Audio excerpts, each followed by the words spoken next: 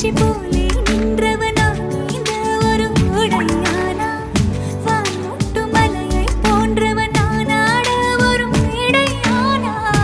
என்னுள்ளே என்னை கண்டவள் யாரென்று என காண செய்தாள் கேளாமல் நெஞ்சை கொய்தவள் சிற்பம் செய்து கையில் தந்தாள் யுகம் யுகம் முகம் இது போதும் புகலிடம் என்று உந்தன் நெஞ்சம் மட்டும் போதும்